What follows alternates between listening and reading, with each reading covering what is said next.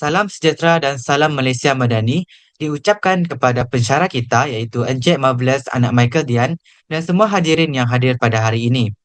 Perkenalkan, nama saya Sebastian Lalu Damian dan saya akan bertugas sebagai moderator untuk kita hari ini.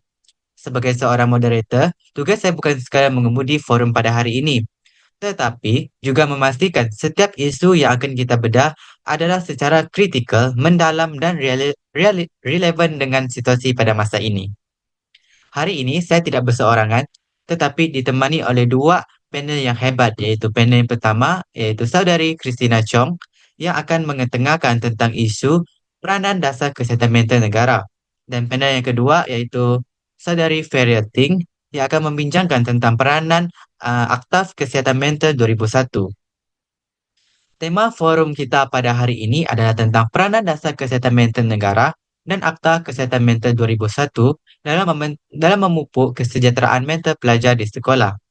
Dan untuk objektif kita pada hari ini ialah memberi pemahaman tentang dasar kesihatan mental negara, menjelaskan fungsi Akta Kesihatan Mental 2001 dalam melindungi pelajar, menghubungkan peranan dasar dan akta dalam konteks sekolah, dan seterusnya mencadangkan langkah praktikal untuk meningkatkan kesejahteraan mental pelajar. Hari ini, forum kita juga akan membedah dua instrumen utama negara, iaitu berkaitan dengan dasar kesihatan mental negara yang menjadi peta yang memberi panduan, strategi dan juga program untuk memastikan kesejahteraan mental di sekolah. Yang kedua, iaitu Akta Kesihatan Mental 2001. Boleh dikatakan sebagai pagar keselamatan yang melindungi hak, keselamatan dan intervensi profesional bagi pelajar yang mengalami gangguan mental.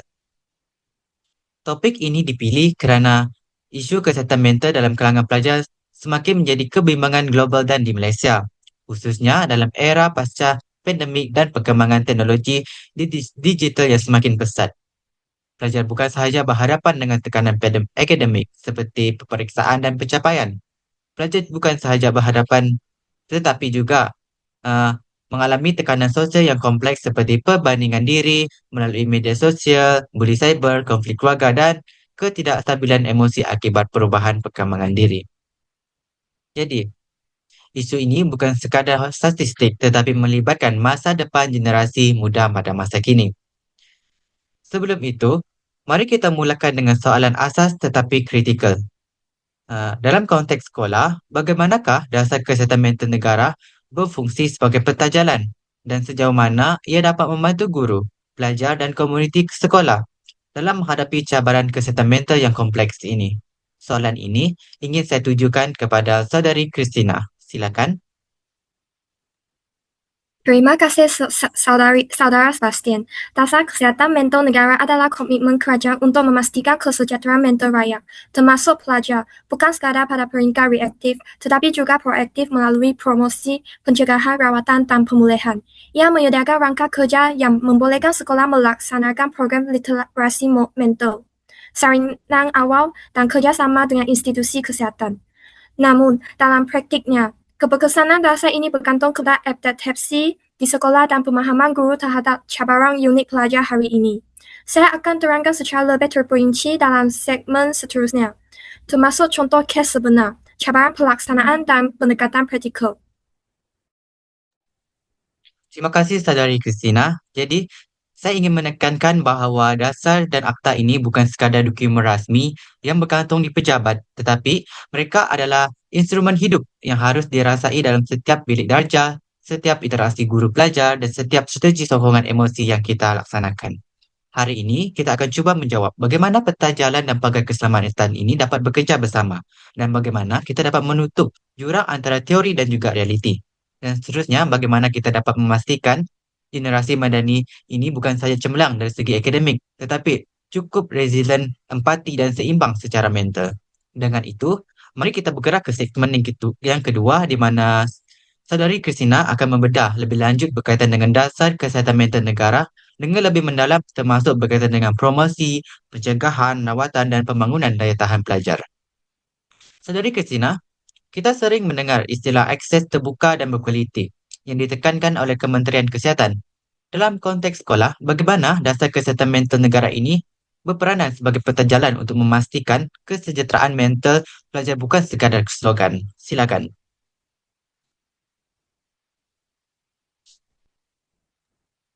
Terima kasih, Sebastian. Untuk memahami kepentingan dasar kesehatan mental negara, kita perlu melihat kesehatan mental sebagai asas pembangunan insan. Kesehatan mental bukan sekadar ketiadaan gangguan, tetapi keupayaan individu mengurus emosi, berpikir rasional, membuat keputusan yang baik, dan membina hubungan sosial yang sehat.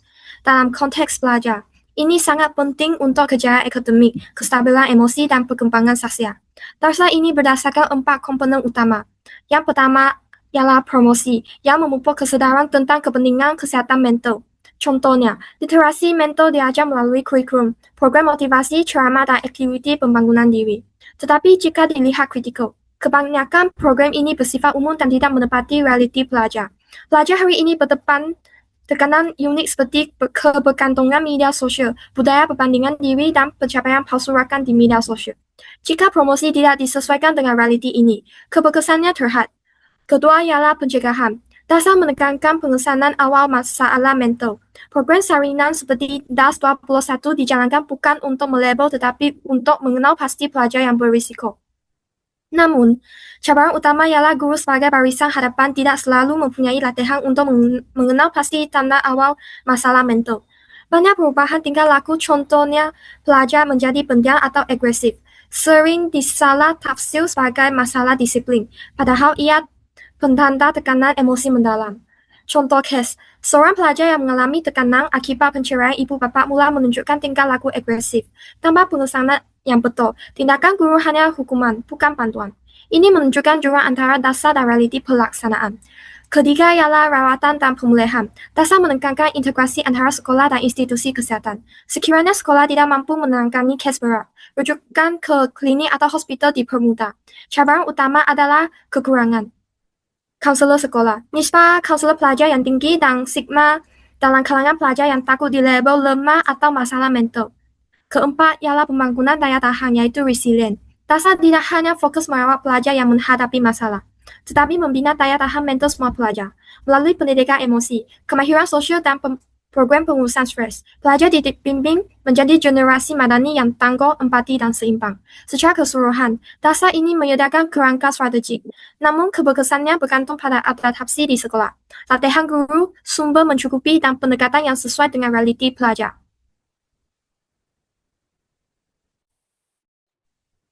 Terima kasih Saudari Christina dan di sini kita dapat melihat dasar kesihatan mental negara ini memiliki peranan dari segi 4 komponen utama terhadap pelaksanaannya seperti promosi, pencegahan, rawatan pemulihan, dan juga pembangunan daya tahan resilient.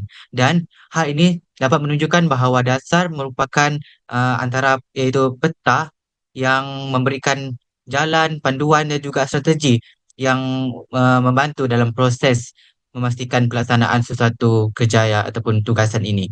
Dan jadi kita memerlukan pemandu yang mahir iaitu seperti guru, kaunselor dan juga institusi kesihatan yang memahami risiko sebenar pelajar dan tahu bagaimana menggunakan peta ini. Dan kita akan melihat lebih mendalam lagi bagaimana Akta Kesihatan Mental 2001 mampu menjadi pagar keselamatan dalam memastikan bahawa apabila pelajar memerlukan rawatan, hak mereka perlu dilindungi dan intervensi berlaku secara profesional. Sebelum itu, saya ingin bertanya lagi satu soalan kepada saudari Christina. Melalui pengalaman anda, apakah jurang terbesar dan antara dasar yang dirangka dan pelaksanaan di sekolah pada hari ini? Silakan. Jurang utama Saudara Sebastian ialah ketidakselarasan antara teori dan praktik. Dasar merangkap program literasi mental, salinan awal dan rujukan sistemik, tetapi realiti sekolah menunjukkan guru tidak cukup dilatih untuk mengenal pasti masalah mental kompleks. Pelajar masih takut stigma, ramai enggan mendapatkan bantuan. Kekurangan sumber manusia dan keuangan menghalang pelaksanaan program secara konsisten. Program promosi kadang terlalu umum dan tidak menyentuh tekanan digital dan sosial yang unik hari ini. Ini bermakna dasar hebat pun tanpa pelaksanaan yang disokong oleh sumber, latihan dan kesedaran. Ia hanya tinggal retorik. Faham, saudari. Terima kasih di atas penjelasan sebentar tadi. Jadi, dasar ini umpama peta yang jelas. Tetapi kita memerlukan pemandu yang berkemahiran tinggi untuk memastikan pelajar melalui jalan ini dengan selamat. Jadi jika peta ini pegang tanpa pemandu yang betul, risiko tersesat tetap akan wujud. Jadi, mari kita beralih kepada segmen yang ketiga di mana Sadari Ferial akan membedah lebih lanjut tentang Akta Kesihatan Mental 2001 ini dan bagaimana ianya melindungi hak pelajar dan memastikan rawatan yang profesional diambil serta mengurangkan risiko stigma dan penyalahgunaan kuasa. Di sini, peta iaitu akta tadi akan diiringi oleh pagar keselamatan undang-undang. Silakan, Saudari Ferial. Terima kasih, Sebastian. Persepsi tersebut sebenarnya merupakan satu salah faham yang agak kritikal dalam masyarakat kita. Dan jika tidak diperbetulkan, ia boleh menjadi penghalang utama kepada pelajar untuk mendapatkan bantuan yang mereka perlukan. Akta Kesihatan Mental 2001 tidak sama sekali bertujuan menghukum atau mengawal individu secara negatif, tetapi sebaliknya bertindak sebagai satu rangka perlindungan yang memastikan setiap individu yang menghadapi gangguan mental mendapat rawatan yang adil, selamat dan beretika. Ini menetapkan prosedur yang jelas untuk rawatan, masukkan ke hospital, dan hak pesakit supaya semua intervensi berlaku secara profesional dan selamat. Bagi memahami peranan Akta Kesihatan Mental 2001 secara lebih menyeluruh, terdapat beberapa aspek penting yang perlu diberi perhatian oleh warga sekolah, bukan sekadar untuk difahami secara teori, tetapi untuk diaplikasikan dalam situasi sebenar. Pertama sekali, dari segi pusat rawatan diiktiraf seperti yang diperuntukkan dalam Seksyen 3. Akta ini menetapkan bahawa pelajar tidak boleh dirawat secara sewenang-wenangnya tanpa pengawasan yang sah. Sebaliknya, semua rawatan mesti dilakukan di premis yang berdaftar, dipantau, dan mematuhi piawaian keselamatan serta kualiti yang ditetapkan. Dalam konteks ini, ia bukan sahaja memastikan keberkesanan rawatan, tetapi juga melindungi pelajar daripada risiko salah diagnosis, rawatan tidak profesional, atau penyalahgunaan kuasa oleh pihak yang tidak berkelayakan. Selain itu, Akta ini turut menekankan konsep kemasukan secara sukarela, seperti yang dinyatakan dalam Seksyen 9, di mana pelajar boleh mendapatkan bantuan dengan persetujuan penjaga tanpa sebarang paksaan. Pendekatan ini amat penting kerana ia membantu mengurangkan stigma terhadap rawatan kesihatan mental, di samping memberi pelajar rasa autonomi dan kawalan terhadap proses pemulihan mereka sendiri. Dalam jangka masa panjang, elemen ini dapat meningkatkan tahap penerimaan pelajar terhadap bantuan profesional. Dalam masa yang sama, aspek kerahasiaan juga merupakan satu komponen yang sangat kritikal dalam akta ini. Semua maklumat berkaitan kesihatan mental pelajar dilindungi sepenuhnya dan tidak boleh didedahkan tanpa kebenaran. Hal ini penting kerana dalam persekitaran sekolah, stigma sosial masih wujud dan boleh memberi kesan negatif kepada pelajar, termasuk dari segi hubungan sosial, prestasi akademik dan keyakinan diri. Oleh itu, perlindungan kerahasiaan ini bukan sahaja menjaga maruah pelajar, tetapi juga memastikan mereka berasa selamat untuk mendapatkan bantuan. Seterusnya, Akta ini juga menyediakan perlindungan undang-undang serta garis panduan intervensi profesional dalam menangani kes yang berisiko tinggi, seperti pelajar yang menunjukkan kecenderungan untuk mencederakan diri sendiri atau orang lain. Dalam situasi sebegini, guru tidak boleh bertindak secara sendiri atau berdasarkan adanya semata-mata. Sebaliknya perlu mengikuti prosedur yang sah seperti merujuk kepada kaunselor, pakar psikiatri atau pusat rawatan yang diiktiraf.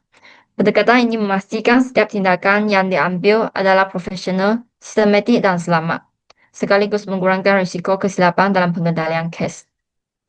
Akhir sekali, jika dilihat secara lebih kritikal, hubungan antara akta dan dasar adalah sangat signifikan. Sekiranya dasar kesihatan mental negara berfungsi sebagai peta jalan yang menyediakan hala tuju dan strategi, maka Akta Kesihatan Mental 2001 pula bertindak sebagai pagar keselamatan yang memastikan setiap langkah yang diambil berada dalam landasan yang betul. Tanpa Akta, pelaksanaan dasar berisiko menjadi tidak terkawal dan terdedah kepada salah urus. Manakala tanpa dasar, Akta hanya akan bertindak secara reaktif tanpa usaha pencegahan yang menyeluruh. Oleh itu, jelas bahwa kedua-dua instrumen ini perlu difahami dan dilaksanakan secara bersama bagi memastikan kesejahteraan mental pelajar dapat dicapai secara holistik dan berkesan. Terima kasih Saudari Ferial. Jadi secara keseluruhannya akta ini sebenarnya memperkukuhkan lagi pelaksanaan dasar. Ia memastikan semua intervensi dilakukan secara sah dan hak pelajar terlindung dan risiko stigma ini dapat diminimumkan. Ianya juga membolehkan guru dan kaunselor bertindak dengan yakin kerana mereka tahu prosedur yang betul dan telah disediakan secara undang-undang. Saudari Ferial, bolehkah kita berbincang secara lebih praktikal tentang bagaimana guru dan sekolah ini boleh mengaplikasikan akta ini tanpa menakutkan pelajar dan juga dapat tanpa menimbulkan salah faham di kalangan ibu bapa. Silakan.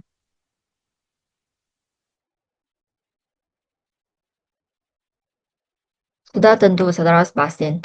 Untuk memastikan Akta Kesehatan Mental 2001 dapat diaplikasikan secara berkesan di sekolah tanpa menimbulkan ketakutan atau salah faham. Terdapat beberapa prinsip praktikal yang perlu diberi perhatian. Pertama, komunikasi awal dan terbuka amat penting.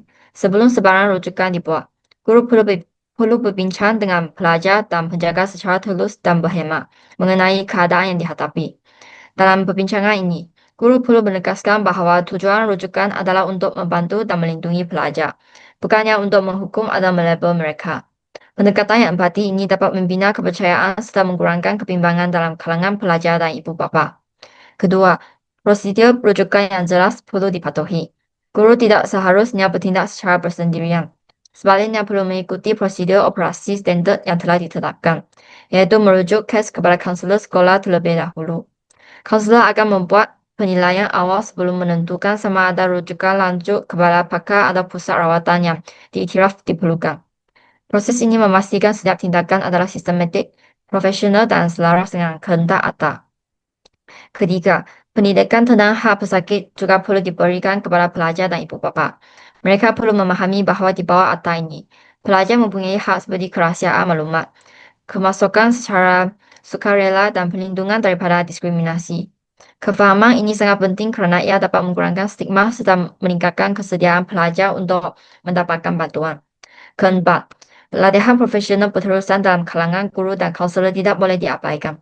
Mereka perlu sentiasa didedahkan dengan pengetahuan tentang tanda-tanda awal masalah mental serta prosedur yang betul dalam pengendalian kes. Dengan latihan yang mencukupi, guru dan kaunselor akan lebih bersedia untuk bertindak dengan tepat, terutamanya dalam situasi yang melibatkan risiko tinggi. Akhir sekali, integrasi dengan dasar sekolah perlu diberi penekanan. Atau ini tidak boleh dilaksanakan secara berasingan, sebaliknya perlu selaras dengan dasar kesehatan mental negara. Semua usaha yang dilakukan harus menyokong aspek promosi, pencegahan, rawatan, dan pemulihan supaya sistem sokongan dibina benar-benar menyeluruh, sistematik, dan selamat untuk pelajar. Sebagai contoh, dalam satu situasi di mana seorang pelajar menunjukkan simptom kemurungan yang teruk, guru yang peka akan mengesan tanda awal tersebut dan merujuk kepada kaunselor untuk penilaian lanjut. Seterusnya, kaunselor akan membuat rujukan kepada pakar psikiatri mengikut prosedur yang ditetapkan dalam akta. Melalui pendekatan ini, pelajar bukan sahaja menerima rawatan yang selamat dan profesional, tetapi juga mendapat perlindungan hak sepenuhnya di samping mengurangi risiko stigma. Oleh itu, jika dasar berfungsi sebagai panduan dan strategi, maka akta memastikan keberkesanan pelaksanaan serta keselamatan pelajar, menjadikan kedua-duanya saling melengkapi dalam membina sistem sokongan kesihatan mental yang menyeluruh. Terima kasih Saudari Feria di atas penjelasan yang cukup terperinci berkaitan dengan prinsip praktikal aplikasi Akta Kesihatan Mental 2001 sebentar tadi. Jadi, di sini kita dapat melihat bahwa dasar merupakan peta jalan memberikan panduan strategik, promosi dan juga pencegahan. Manakala akta ini boleh dikatakan umpama pagar keselamatan. Ianya memastikan semua intervensi adalah sah, selamat dan melindungi setiap hak. Tanpa dasar, akta akan bertindak secara reaktif sahaja. Tanpa akta, dasar hanya retorik tanpa perlindungan undang-undang. Jadi, bersama-sama ia akan membentuk suatu sistem sokongan yang komprehensif untuk membina generasi madani yang seimbang, tangguh dan berdaya tahan secara mental.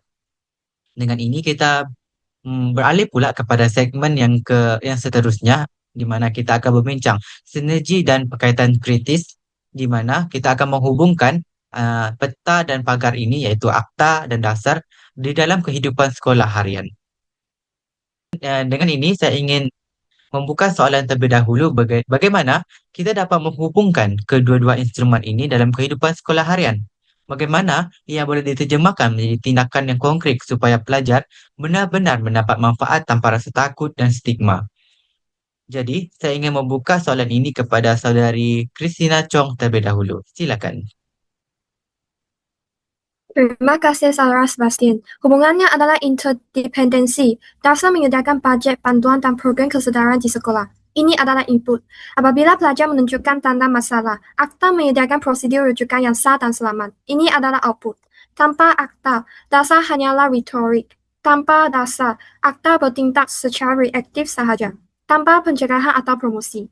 Sinergi ini memastikan pelajar mendapat rawatan tepat pada masanya. Hak mereka terpelihara dan stigma dapat diminimumkan.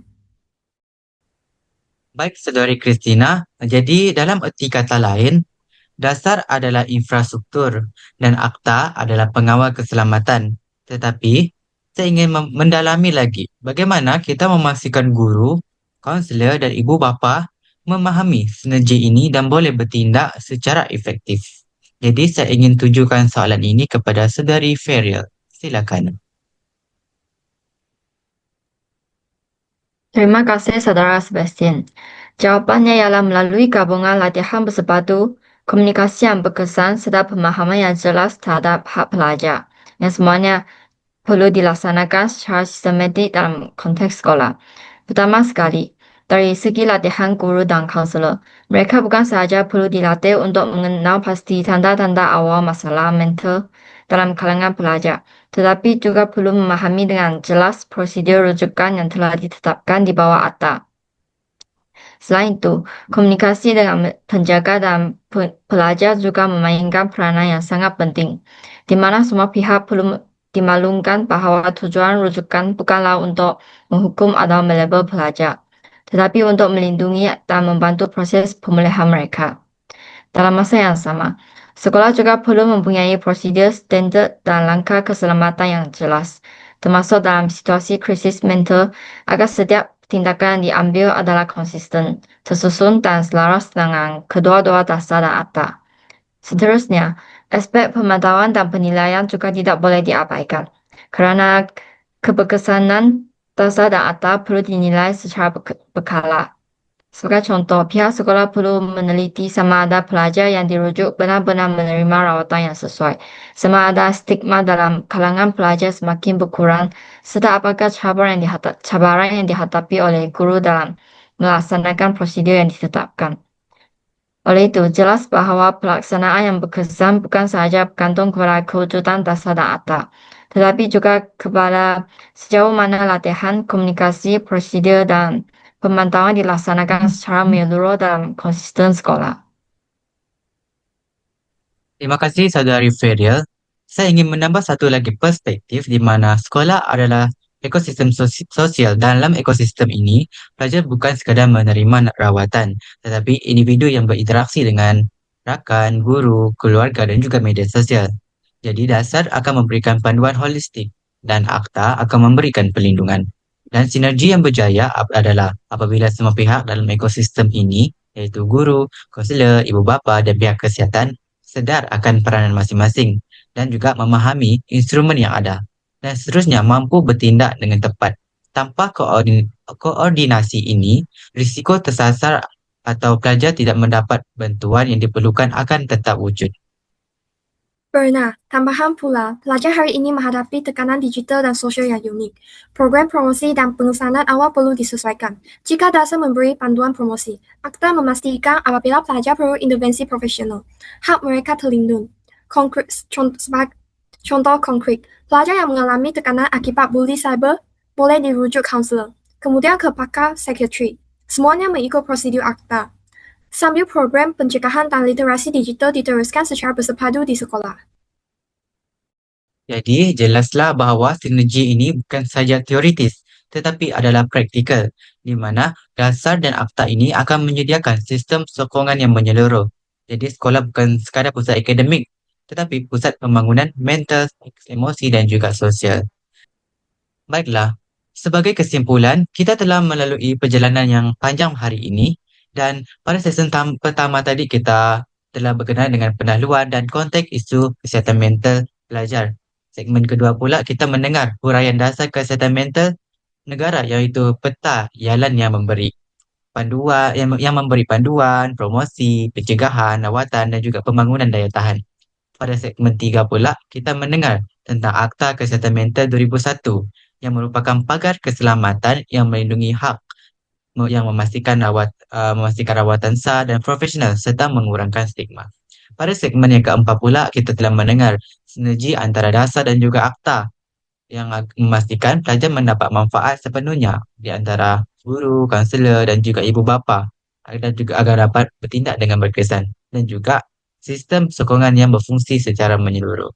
Jadi, hari ini kita belajar bahawa kesejahteraan mental bukan tanggungjawab seorang individu ataupun guru sahaja, tetapi sistem yang menyeluruh melibatkan dasar, akta, latihan profesional, keluarga dan juga komuniti. Betul, Saudara Sebastian. Generasi Madani adalah generasi yang empati, resilient, dan seimbang. Dasar sedia ada memberi panduan, tetapi kita perlu laksanakan dengan jiwa. Guru, kaunselor, dan ibu bapa semua memainkan peranan penting dalam membimbing pelajar, mengatasi tekanan, dan membina kesejahteraan mental mereka. Dan juga jangan takut pada akta. Akta adalah kawan, bukan lawan, yang memastikan semua tindakan adalah sah, profesional dan pelajar dilindungi daripada diskriminasi. Kesihatan mental adalah hak setiap individu dan pelindungan undang-undang adalah instrumen yang memberi keyakinan kepada pelajar untuk mendapatkan bantuan tanpa rasa takut. Akhir kata, ingat pesanan ini. Tiada kesihatan tanpa kesihatan mental dan sekolah bukan sekadar medan peperiksaan ataupun penilaian akademik, tetapi zon selamat di mana pelajar boleh belajar, berkembang dan merasa dilindungi secara mental dan emosi. Semoga Dasar Kesihatan Mental Negara dan Akta Kesihatan Mental 2001 bukan sahaja hanya dibaca tetapi dilaksanakan sepenuhnya agar generasi medani yang seimbang, tangguh dan berdaya tahan dapat lahir dari setiap sekolah di Malaysia. Sekian forum kita pada hari ini dan terima kasih diucapkan kepada dua panel kita yang hebat iaitu Saudari Feria Ting dan juga Saudari Christina dan semua yang telah mengikuti sesi kita pada hari ini. Mari kita jadikan kesejahteraan mental suatu keutamaan dalam sistem pendidikan negara kita. Sekian, terima kasih.